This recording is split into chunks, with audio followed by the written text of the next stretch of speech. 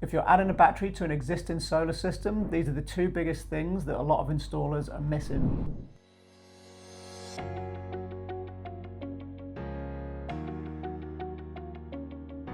Hi everybody, Dan and Matt here from GI Energy. Today we're talking about retrofitting batteries to existing solar systems and two of the big things that a lot of installers seem to be missing or not including to upgrade when they're doing that retrofit. Since the battery rebate, obviously there's been a huge influx of increased battery volume. Lots of those are for people that already have solar installed. They're adding a battery, and oftentimes things are getting missed out in terms of what needs to be electrically upgraded. And we're obviously going to talk about the two biggest ones today. First one that we'll touch on seems to be getting missed by almost everybody, just based on our experience. So when we're obviously doing quotes for people, most people have got more than one quote, and when we mention this, it seems to be a surprise to them. And when they're asking their other installers, they're not aware of it, or they're just not carrying out that upgrade. So what we're talking about there is upgrading circuit breakers for backup circuits to Type A RCBOs. Could you tell us a little bit more about what's happening there? Yeah, and you're spot on. I think a lot of people are missing this or just aren't being made aware of what's required there. So under the Australian Standard 3000, any battery system that's installed with backup, be that for a single circuit or full home, any circuit that's on that backup circuit from the system must be a Type A RCBO, which for new houses in the past year or two, they've probably already got those because that's about when that was introduced. Okay. But a lot of the homes that we're installing batteries on will have RCDs, circuit breakers, maybe even sort of like older ceramic fuses and stuff like that that might be 30 or 40 years old, depending obviously of where the location is and the age of the home. But it's an absolute must, and it's a safety issue as well, which is why this has obviously been raised and why it must be done, because there's obviously a really high chance of an inspection of the system, but putting that to one side, it's purely about safety. So if you've got full home backup and your switchboard has got 10 separate circuits, so power, lights, aircon, hot water, pool, whatever's in there, every single circuit that's on backup with that battery must be a Type A RCBO. Yeah. And when I've asked that question, or the guys in the office, or we're out on site looking at a job, have a look at the switchboard and we bring up that issue, I think there's only been a handful of times where it's been mentioned if they've spoken to somebody else. But I'd say 9 times out of 10, it's completely new information. Yeah. And it's quite scary that you speak to somebody that may have spoken to 3 or 4 others and it's not been brought up at all. Yeah. Which leads me to believe it's a cost thing, because obviously if the quote's cheaper, there's a perceived idea that you may have a better chance of winning it. But this is purely about safety of the system and the home. Yeah, I mean, the standards are there for a reason, aren't they? Yeah.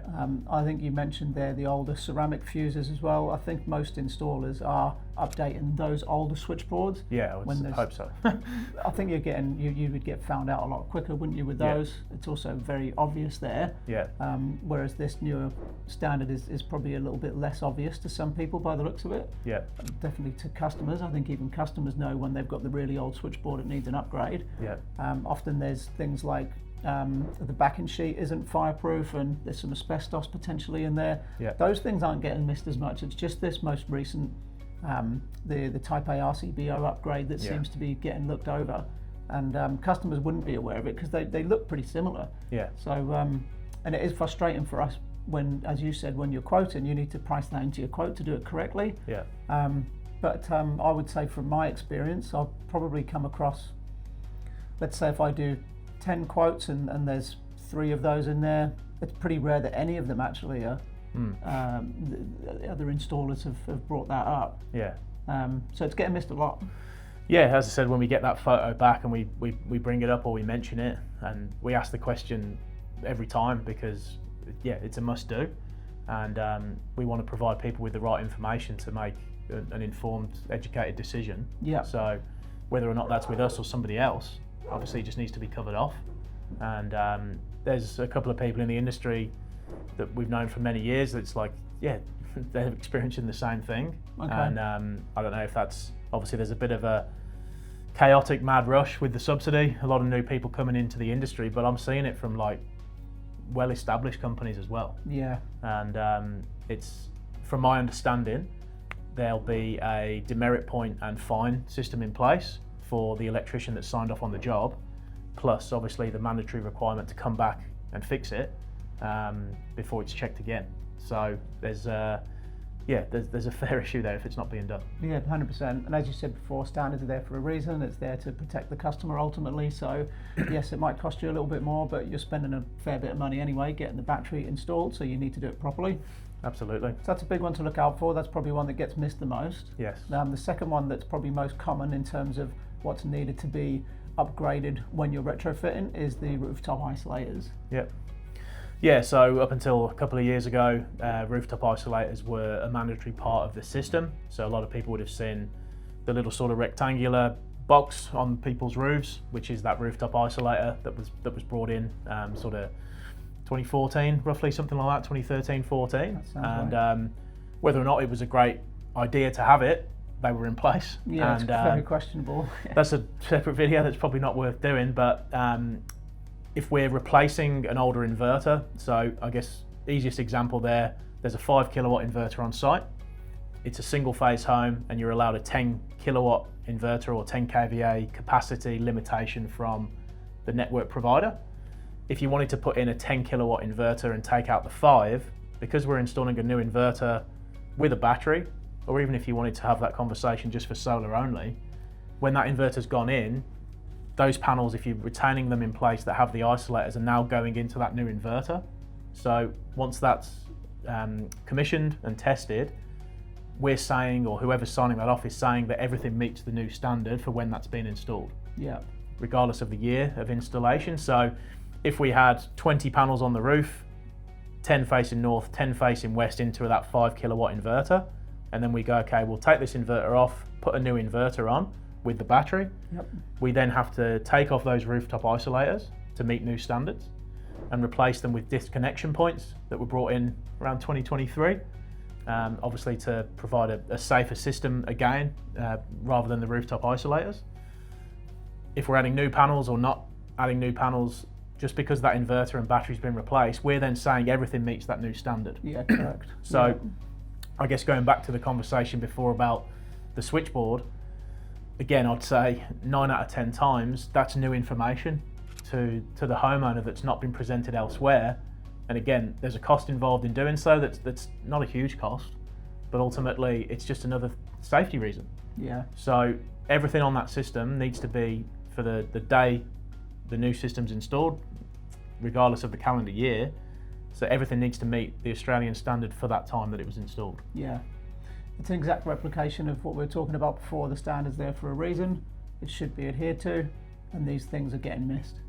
Yeah, and you'd feel like the bad guy delivering the information. Yeah, you do. Especially when, again, you may have spoken to a handful of other people that haven't brought it up. You're then going to be more expensive because there's more work there. Yeah. Could be a 2-story house. Yeah. Could be a house where you need a scissor lift to get on the roof. Yeah.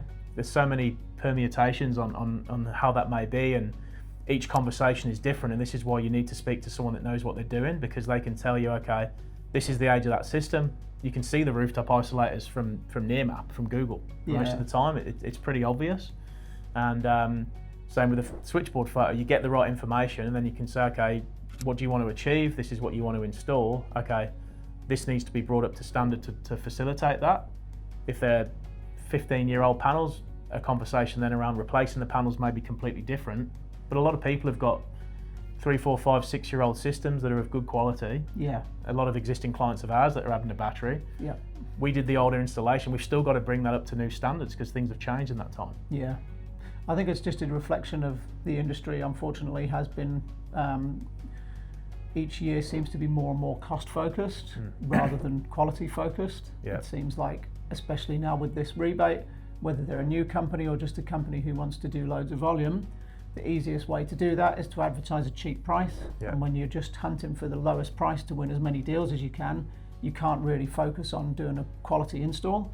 And to do a quality install, you need to include these things. And it could cost quite a lot more to do it properly, but we just won't do it any other way, and neither will some other reputable companies. But definitely 2 key things to look out for and ask about if you're looking to retrofit. Yeah. I think that pretty covers it all. Yeah, I guess even if you're doing a new installation with a battery, you still need that switchboard work. The retrofit part's appropriate there, but more so for the isolators and other bits and pieces on that system, just to bring it up to new standards. Yes. But yeah, definitely a question you should be asking: is this required on my system? And if you've got a solar system that's up until 2023, sort of midway through the year, that'll definitely need to be figured out there. Yeah, for sure.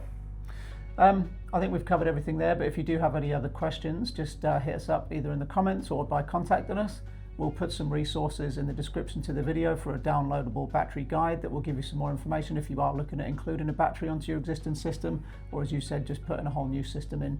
So thank you for watching. Thank you.